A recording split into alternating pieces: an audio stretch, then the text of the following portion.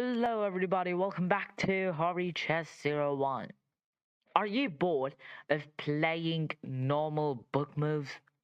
Something that your opponent knows every time you play? So if let's say you play e4 and he knows the French theory, he knows everything you're gonna play next.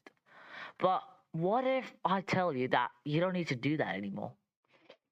I found, I discovered, I invented a new opening that is just too OP, and that is called the Aussie Gambit.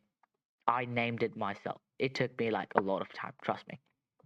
Now, d4, knight f6, they might be planning for like king's Indian, limbs are Indian, and you're gonna not play c4. You're not gonna play bishop f4. You're not gonna do anything like that, but you're gonna play g4. So they're gonna think g4 is a mistake. But that is what the engine thinks too. So you're gonna just forget the engine at this point, okay? Just forget the engine. Okay, in a human perspective, it's a free pawn. The best move is to take it, and now you're gonna strike in the center with e4. Why? How? I'll explain it to you later. So the main thing about e4, the main point about e4 is that you're attacking the knight. Okay, and now your point of the whole game is to play knight c3, bishop d3, or maybe even bishop g5, queen d2, and just castle queen side. And then you're gonna have something like h3, f4, and the goal is to attack the king side. So this might look like an odd sacrifice, a stupid move, some would say, but it is not a stupid move. It's like really good. I enjoy playing this. So later on in this video, you'll be seeing me playing a game against an opponent using this, okay? So now what black should do is play d5 or d6. D6 is a more common approach because if you just play d5 here, people think that pushing is okay. Well, it's kind of okay and not okay. It is a pretty complicated position. And now what you want to do is gain back material or advantage. So here you're gonna play something so spectacular that okay, you know what? Let's just go on with the game. You play d6, the bishop's protecting the knight, no problem. So now you're just gonna go on with normal development. And the best move here is C G6, sorry, G6. Their plan is to castle this side. Now you're gonna play bishop to G5. The point is if you want to provoke any of these moves, so that if they provoke, you just go back and then bishop G3. You line up this bishop over that side. That's the point. And now if they just go on with bishop to g7, you just play queen d2.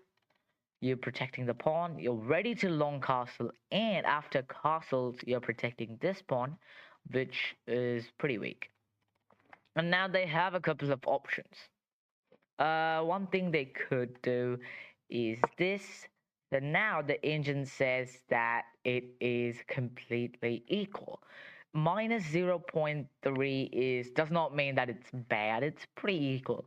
So now you have a few ideas like f3. So the point of their move is to attack. So in chess, tempo is a really important thing to remember. F3, knight has to go back to f6. There's no other move. I mean, there are other moves, I guess, like, I don't know, maybe some crazy move, but knight f6 is the best move. Now, you could just long castle, and you have this beautiful square or pin, whatever. It's not really a pin, but we'll get on to it. Now, black has a lot of options. I mean, if he's cheating, he's gonna play a6 or a5, or maybe even if he's the grandmaster, he might play it. But let me give you guys a disclaimer, okay? play this opening only when you know positional chess, like control the center, attack the king kind of chess, rather than I'm up a queen, I'm gonna promote and I win. That kind of chess is not gonna work for this opening. So that's my disclaimer. If you're gonna still try it out, it's your choice, okay? I'm out of this. And now they could try playing h6 here, which guess attacks the bishop, but it doesn't do much. Bishop h4, and now they could also go for castling. And now, of course, this position, you are pawn down, but you have f4, f5, bishop d3, maybe even knight h3. Not immediately. I'm just saying ideas. So there are plenty of ideas in white's position. However, black, let's look at black here. This is just a standard setup for black, okay? This kind of structure, it's like King's Indian structure, and this pawn could be a future target. Black is currently a pawn up, but just think about what black could do. What is this knight doing? Like, bruh, this knight doing nothing, okay? Not controlling the square, because look at these two central pawns. So maybe black has ideas like, let's say, e5.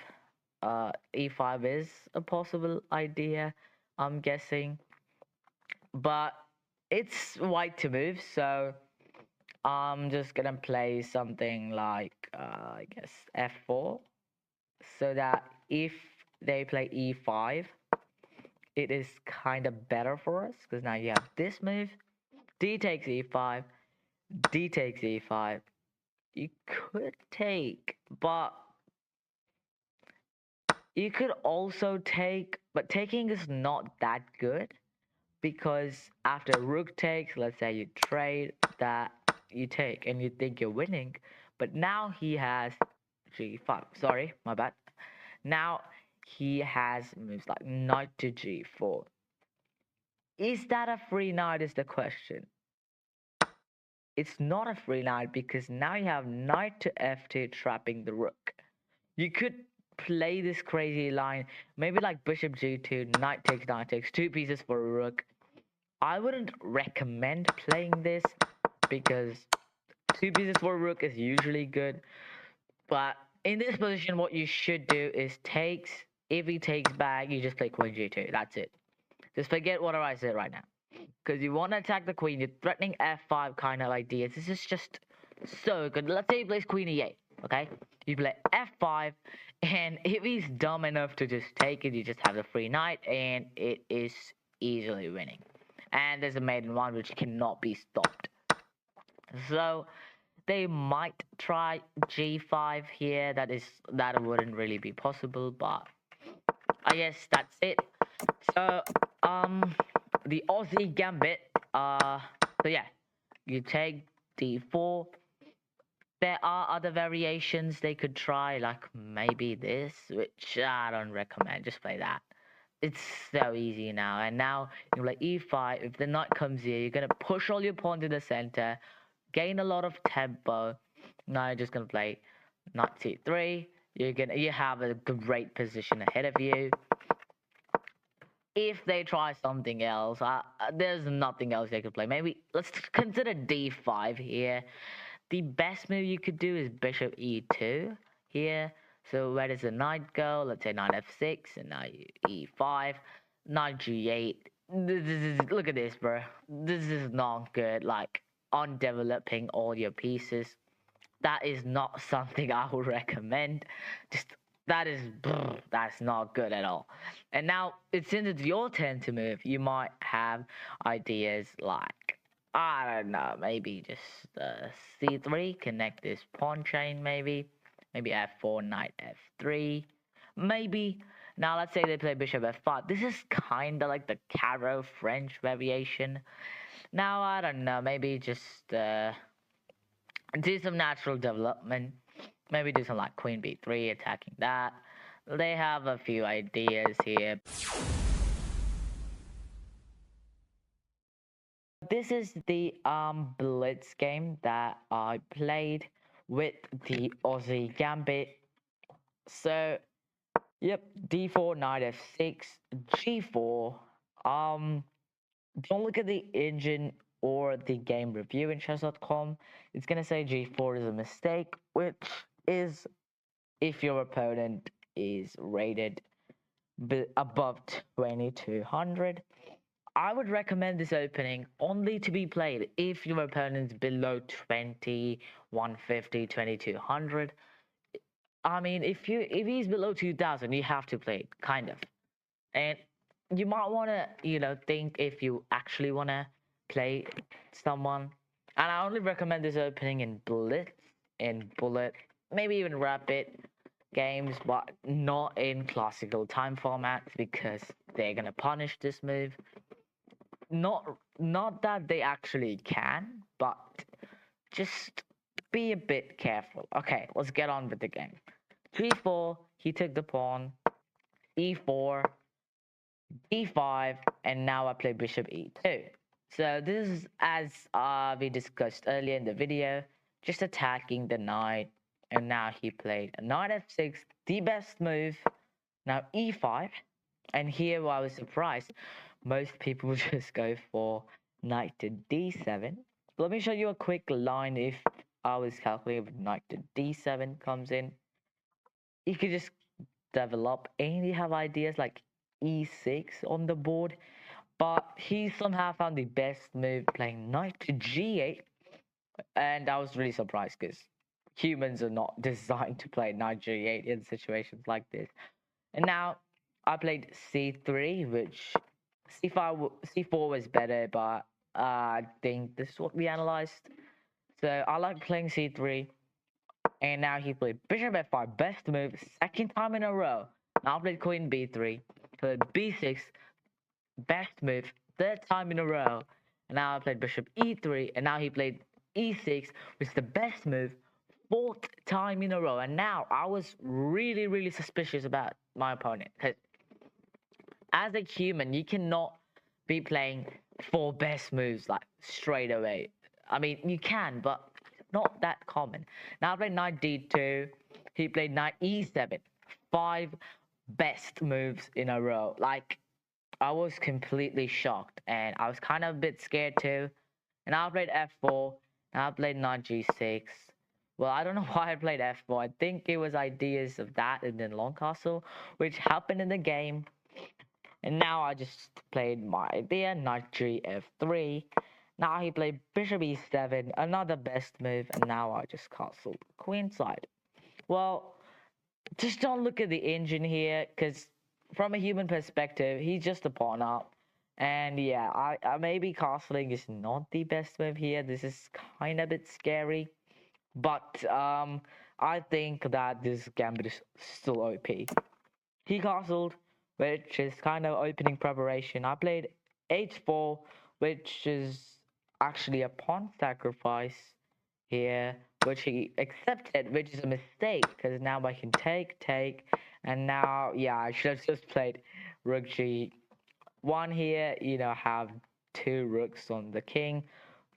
But since it was a blitz game, I have had trauma losing to time, and I kind of blitzed out knight f3. And now he played bishop e7, and I played a blunder, knight to g5.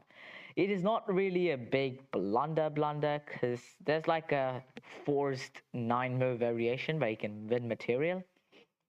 Well, maybe I could have spent like maybe 10 seconds, maybe just play like rook g1 immediately. But I went on knight g5.